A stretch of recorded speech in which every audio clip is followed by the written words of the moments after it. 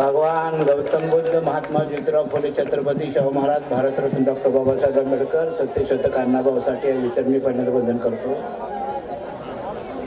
या कार्यक्रमाचं नियोजन आयोजन करणारे आक्रोश मोर्चाचे सर्व पदाधिकारी, विचारपीठाचे सर्वच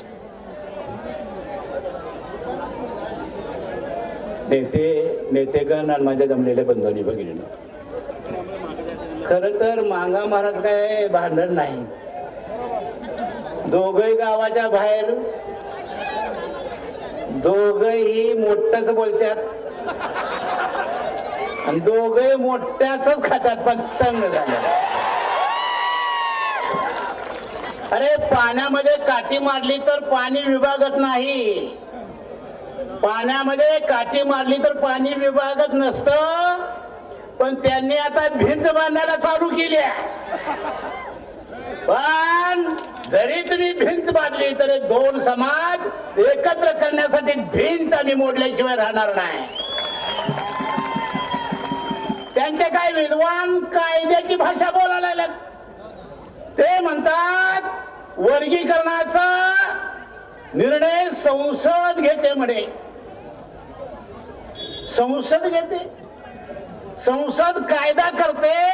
तो जर चुकीचा कायदा केला तर सुप्रीम कोर्टात गेलं तर ते सुप्रीम कोर्ट त्याला रोखते. मित्र, संसदेपेक्षा सुप्रीम कोर्ट मोठं आहे.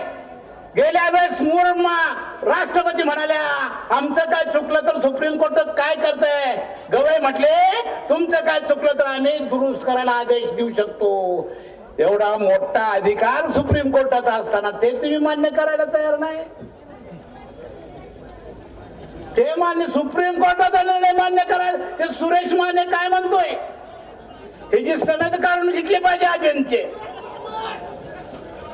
कायद्याचा तज्ञ सुरेश माने म्हणतोय वर्गीकरण करण्याचा निर्णय हा संसदेचा आहे. लेखा 7 न्यायालयाच्या खंडपीठाने दिलेला निर्णय आहे. बदलायचा असेल तर संसद ते बदलू शकत नाही. बदलायचं असेल तर जागी पुन्हा तिथं गेलीत अजिंक्य सुप्रीमने फेकून दिलीत कागद. गोरखे साहेब आमचा अंत बघू नका असा निरोप आमचा मुख्यमंत्र्यांना द्या. पाणी आता होटापर्यंत आलंय. होटापर्यंत पाणी आलंय. मुख्यमंत्री साहेब त्यांच्या मोर्चाकडे बघून आकसू नका. आमचा मोर्चा आहे. मित्रांनो 7 न्यायालयाच्या खंडपीठाने दिलेला तो निर्णय आहे. लगेच निर्णयाच्या अनुषंगाने कर्नाटक मध्ये उपकरण झालं का नाही. तेलंगणा झालं, आंध्रला झालं. महाराष्ट्रात का घोडं पेंड खातोय का होत नाही उपकरण. मुख्यमंत्र्यांनी टाकलेला डाव त्यांच्या पण लक्षात आला नाही. मुख्यमंत्री म्हणाले हरकती मागवा. आल्या हरकती मागांच्या 15,000च आणि त्यांच्या 1 लाख आल्या. त्याच्यात ते फसले. कारण का 1 लाख हरकती आल्यामुळे ते शिकलेले, ते सदन आहेत, ते शाने आहेत हे कळालं. आणि मागासवर्गीय मातंग समाज अजून शिकलेला नाही. सिद्ध झालंय. झालं विकरण तर ह्या आधारे सुद्धा होऊ शकतंय. ते सुद्धा कळणं झालंय. शाने म्हणून हरकती करत गेल्या, फसले. ते कोणतर चोट्टा आहे तो अण्णा भाऊरांनी लवजी वाजता त्यांच्यावर बोलतोय. चोट्टा कोण लेखा चुरगाळून फेकून दिल्याशिवाय त्याला कळलं. कशाला भांडण लावला आमच्या मांगा महाराजांच्या मध्ये. तिथं पहिल्यांदा मुलगी बोलली काय आरक्षण कोणाच्या हक्काचं, आमच्या बापाचं. अरे आम्ही सुद्धा आरक्षणाचा बाप डॉक्टर बाबासाहेब आंबेडकरांनाच मानतो. याच्यामध्ये आमच्या मनामध्ये काय शंका नाही. आणि म्हणून एक घोषणा देतोय एकच साहेब बाबासाहेब, एकच साहेब, एकच साहेब. आमच्या मनात छाती फाटली तर बाबासाहेबच दिसतात आणि चोट्टा लागलाय अण्णाभाऊ असेल लहुजी असेल. सत्यशोधक अण्णाभाऊ साठे काय म्हणाले, संघाच्या त्या बाशिंगाचे गोंडे तोडाया, कामगारांनो शेतकऱ्यांनो कष्टकऱ्यांनो उठा, संघाचे भूत गाडाया. म्हणून अण्णाभाऊ साठे परिवर्तन चळवळीचे नायक आहेत. नायक आहेत का नाहीत? परिवर्तन चळवळीचे नायक असताना, त्यांची अस्मिता असताना त्याच्यावर बोलायला लागलाय.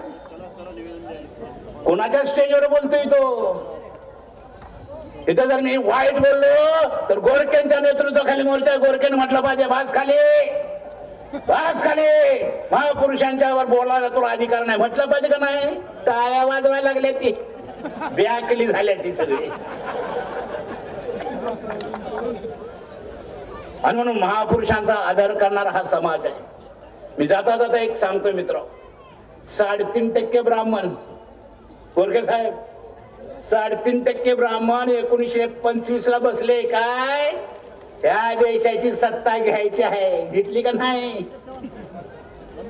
3.5% ब्राह्मण एका ठिकाणी बसतो म्हणजे देशाची सत्ता घेणार. 2 वेळेस सत्ता घेतली का नाही? अरे मतच आहेत की सगळी ही. तुम्ही का म्हणणार देशाची सत्ता घेणार? नाही राहू दे देशाची, म्हणा किमान महाराष्ट्राची सत्ता या देशामध्ये मातंग समाजात घेणार, याच्यामध्ये माझ्या मनामध्ये विश्वास आहे. ते का त्यांना मुख्यमंत्री का घाबरतात माहित आहे का? त्यांचा आरपी आहे, रिपब्लिकन पार्टी ऑफ इंडिया आहे. त्यांचं ऐकलं नाही तर आडवं येतात, त्याला ते घाबरतात. वंचित बहुजन आघाडी, त्याला ते घाबरतात. अरे लढाईमध्ये शस्त्र लागतं, शस्त्र. अंबुजाडू शस्त्रच नाही राजकीय. आणि मांगाची व्याख्या केल्या का न, शस्त्र नसताना तो तंग तो मातंग. मांगाची व्याख्या केल्या, शस्त्र नसताना तो तंग तो मातंग. त्याला मला सांगायचं आहे, आम्ही पण शस्त्र तयार करायला लागलोय. मी हात जोडून विनंती करतो माझ्या बांधवांनो, आपली स्वतःची राजकीय पार्टी नसल्यामुळे ते आम्हाला घाबरत नाहीत, घाबरत नाहीत. काय कराय का नाही? घाबरतात का ते? काँग्रेस नाही दिलं बीजेपी मध्ये जायचं, बीजेपी नाही दिलं राष्ट्रवादीत यायचं, राष्ट्रवादी नाही दिलं शिवसेनेत यायचं, आणि कोणी काही नाही दिलं तर वाकळ घालून झोपायचं. ही आपली अवस्था झाल्या. मांगामुळे कोण पडलो पण म्हणत नाही, निवडून पण आलो म्हणत नाही. याला पर्याय एकच आहे माझ्या बहिणींनो, माझ्या बांधवांनो, मातंग समाजी सुद्धा एक राजकीय पार्टी असली पाहिजे. आणि या 288 जागा आम्ही मांग लढवणार, ही घोषणा तुम्हाला करावी लागेल. करावं लागेल का नाही? अरे 5-10 हजारात माणसं पडायला लागल्यात पटापट. तेवढं मतदान तर मांगांचं आहे का नाही? पण बॅनर नाही, राजकीय पार्टी नाही. गोरखे साहेब बघा, नाहीतर आपण सगळी मिळून एक पार्टी काढूया, त्याचा अध्यक्ष तुम्ही व्हा. आम्ही लढतो की महाराष्ट्रामध्ये. पैसा नाही कोण म्हणतंय? पैसा नाही कोण म्हणते? पैसा नसलेली माणसं लाखाच्या संख्येने आल्यात. आमच्याच खिशात पैसा आहे. मग गरीब आहे. अरे गरीब नाही आम्ही. लढायचं म्हटलं की लय पैसा आहेत आमच्याकडं. म्हणून माझ्या बांधवांनो, पळवा पळवीला राजकारणात मांग आहे, हानाहानीला राजकारणात मांग वापरला का नाही? अरे मतदानाची पीटी पुजायला मांग आहे. अजिंक्य मतदानाची पीटी पुजायला मांगाला आणतात, आणि एकदा पीटी पुजून झालं की आम्हाला कोणच विचारायला तयार नाही. घोषणा करा, पीटी पुजली तर आमच्याच पक्षाची पुजणार, तुझ्या पक्षाची पीटी पुजायला आम्ही तयार नाही. आणि मी हात जोडून विनंती करतो माझ्या बांधवांनो, हे काय राजकीय व्यासपीठ नाही. वर्गीकरण तर होणारच आहे. सुप्रीम कोर्टाचा निर्णय कोण नाकारू शकत नाहीत, पण त्यांचं चाललंय दहशतीनं बाजूला ठरलं पाहिजे. आणि तो त्यांचा डाव आमच्या लक्षात आल्यामुळे सुद्धा मग आम्ही मोर्चे करायला लागलो, हे लक्षात घ्या. तिकडे 50,000चा मोर्चा, इकडे 1 लाखाचा मोर्चा सुरू आहे. लातूरला जो मोर्चा निघाला त्याचा रेकॉर्ड कुणीच मोडलेलं नाही का? मोडलाय. आम्ही पण आलो रस्त्यावर. मुख्यमंत्री साहेब लवकर निर्णय घ्या, नसेल तर महाराष्ट्राची सत्ता आम्ही घ्यायची तयारी केलेली आहे. आणि मांगाला एक पक्ष असावा म्हणून मी प्राध्यापक सुकुमार कांबळेनं डेमोक्रॅटिक पार्टी ऑफ इंडियाचा हा पक्ष आपण ओपन केलाय मांगाच्या बेसवर. अरे धनगराच्या बेसवर रासप नावाचा पक्ष धनगर दखलपत्र झाला. मराठ्यांच्या बेसवर राष्ट्रवादी आहे की नाही ते सत्तेत गेले का नाही? चमाराच्या बेसवर बसप आहे ते सत्तेत आहेत. मुसलमानाच्या बेसवर MIM आहे ते सत्तेत आहेत. ब्राह्मणांच्या बेसवर काँग्रेस आहे, शिवसेना आहे का नाही? BJP आहे ते सत्तेत आहेत. आणि महाराजांच्या बेसवर RP आहे, वंचित आहे ते सत्तेत आहे. आमचं कायच नाही.